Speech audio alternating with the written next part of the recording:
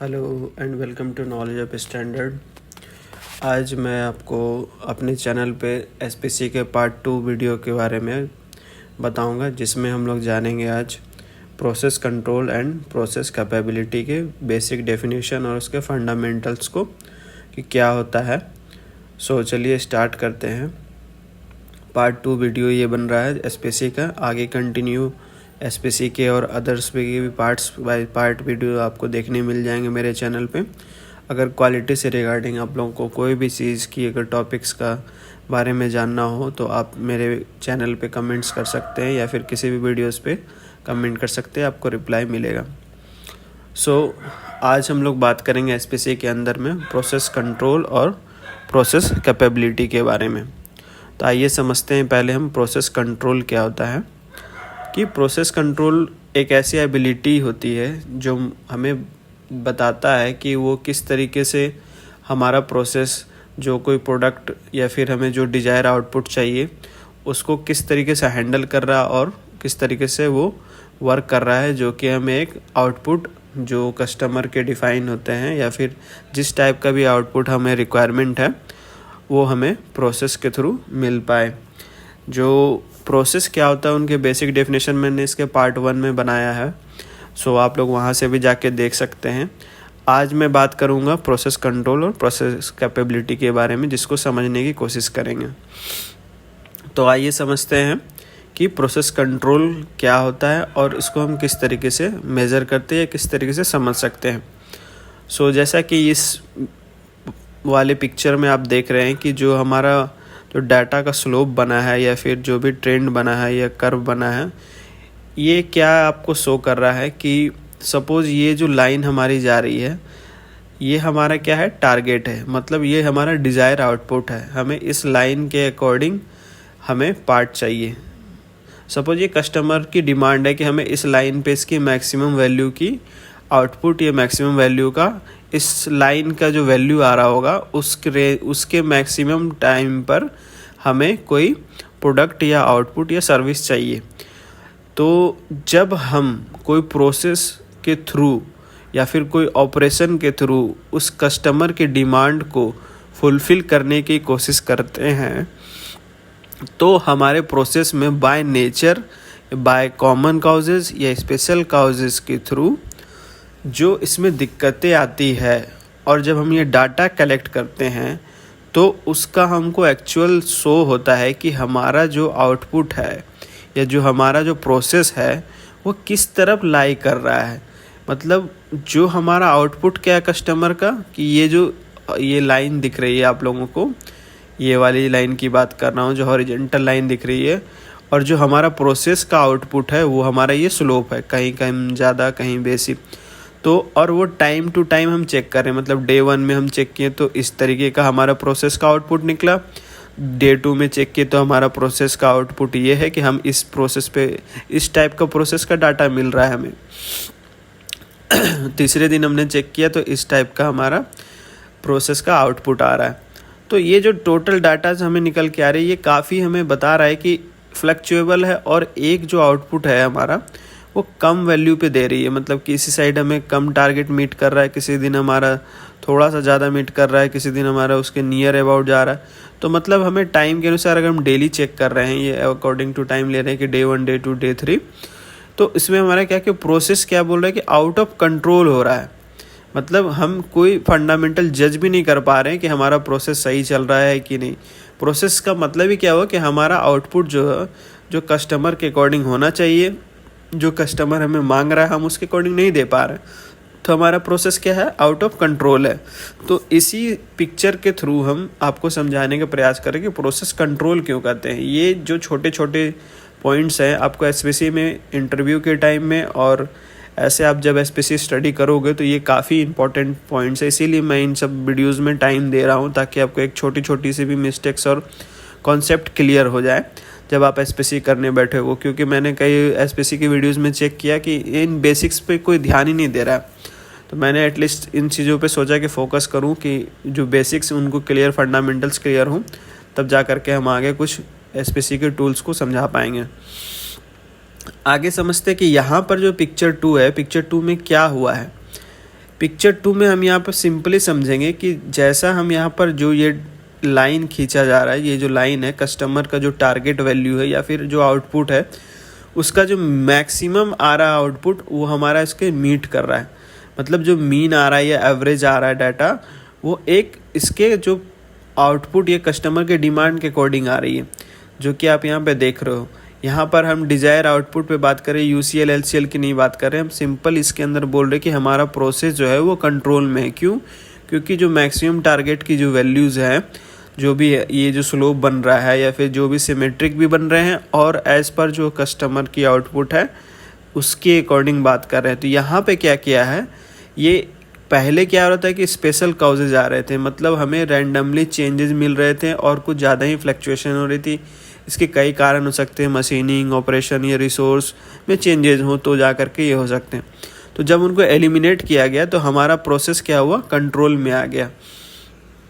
तो इसलिए ये स्लोप बताया गया। आई होप आप लोगों को प्रोसेस कंट्रोल ये चीज़ समझ में आया होगा, इन दो पिक्चर से क्लियर हो गई होगी कॉन्सेप्ट। आगे समझते हैं हम प्रोसेस कैपेबिलिटी क्या होती है।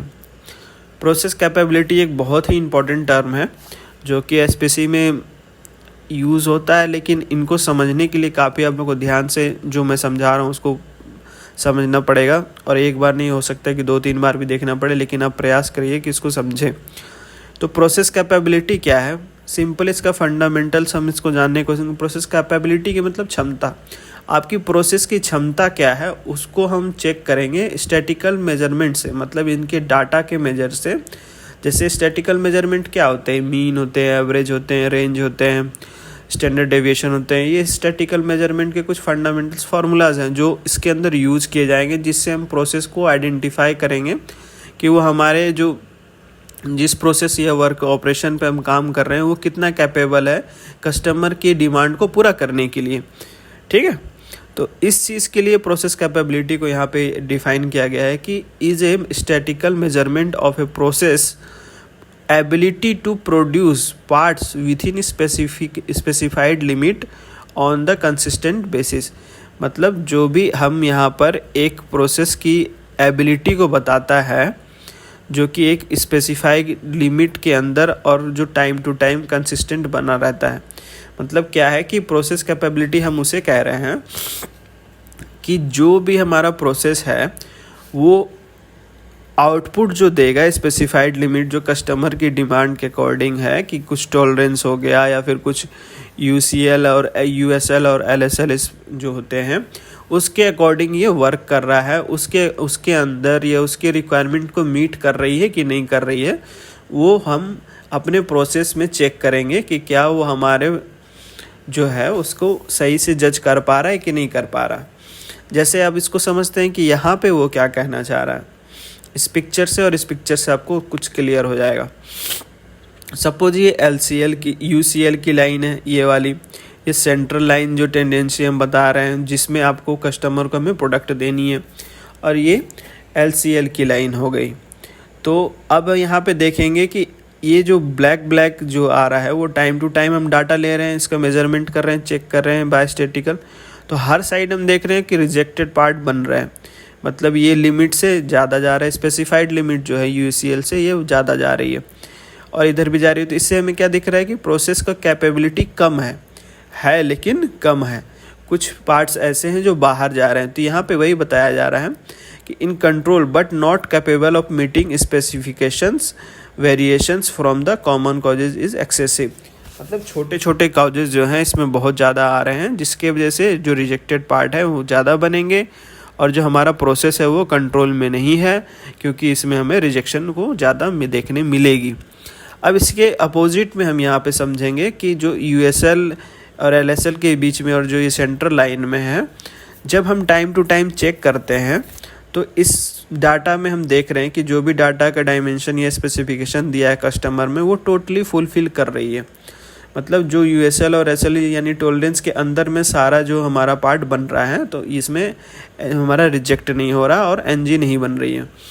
तो ये चीज़ हमें यहाँ पे प्रोसेस कैपेबिलिटी बताती है कि हम ये एक मेजरमेंट के थ्रू या स्टैटिकल डाटा के थ्रू हम यहाँ पे इन चीज़ों को एनालाइज कर सकते हैं कि हमारा process as per customer output या कस्टमर डिमांड के अनुसार कितना कैपेबल है और उसकी क्या वैल्यूज़ हो सकती है। तो नेक्स्ट चलते हैं इसके कुछ बेसिक्स फार्मूला और फंडामेंटल्स पे कि ये क्या होता है, इसको थोड़ा समझने का प्रयास करते हैं। इसमें देखेंगे कि प्रोसेस कैपेबिलिटी हमें क्या बोल रहा है कि सेम चीज़ मैंने आपको यहाँ पे डिफाइन किया हुआ कि measure the ability of process to meet the specified tolerance, जो आपको मैंने पहले समझाया। तो प्रोसेस कैपेबिलिटी का फॉर्मूला क्या है कि डिज़ाइन विड्थ यानी टॉलरेंट विड्थ और प्रोसेस विड्थ, इसका जो रेशियो होता है ये आपको प्रोसेस कैपेबिलिटी बताता है। यानी इसको एक स्टैंडर्ड माना गया है कि इस प्रोसेस कैपेबिलिटी क्या होती है। ठीक है, अब यहाँ पर इस बड़े वाले पिक्चर को समझिए, इससे आपको काफ़ी हेल्प मिलेगी समझने के लिए। सपोज किसी प्रोडक्ट को बनाने के लिए हम एक जो कस्टमर हमें बोल रहा है, जिसको यहाँ पर LSL और USL के बीच का जो गैप है उसको डिज़ाइन विड्थ कहा जा रहा है यहाँ पे, और वही वॉइस ऑफ कस्टमर है। यानी कस्टमर की डिमांड है कि कोई प्रोडक्ट जो है वो LSL और USL के अंदर होनी चाहिए। तो उसमें हम जब अपना कुछ इनपुट या आउटपुट प्रोसेस देते हैं या फिर हम अपने किसी वर्क या ऑपरेशन करते हैं, तो उसके अंदर जो भी हम ऑपरेशन कर रहे हैं उसका जो डाटा है या उसका जो डायमेंशन है या जो उसके स्टैटिकल मेजरमेंट है, मेजरमेंट करने के बाद जो उसका मीन आ रहा है, क्या वो डिज़ाइन विड्थ और प्रोसेस विड्थ से मैच कर रहा है कि नहीं कर रहा है, क्या उसका जो कंट्रोल लिमिट है जैसे UCL और LCL उसके अंदर आ रही है या बाहर आ रही है। तो यहाँ पे जो चीज़ें समझने वाली है वो ये है कि आपका जो प्रोसेस कैपेबिलिटी क्या बताता है कि जो डिज़ाइन विड्थ है, जो डिज़ाइन का जितना हमने उसको रेंज दे रखा है, क्या वो प्रोसेस विड्थ को मीट कर रही है कि नहीं कर रही है। उनके रेशियो को ही प्रोसेस कैपेबिलिटी का नाम यहाँ पे दिया जा रहा है। ठीक है, तो अब जो बेसिक ये स्लोप है ये क्या है, एक डाटा कैलकुलेटेड है जो कि हिस्टोग्राम में आपको मैं डिटेल में समझा चुका हूँ, आप वहाँ से जाके इनको समझ सकते हैं।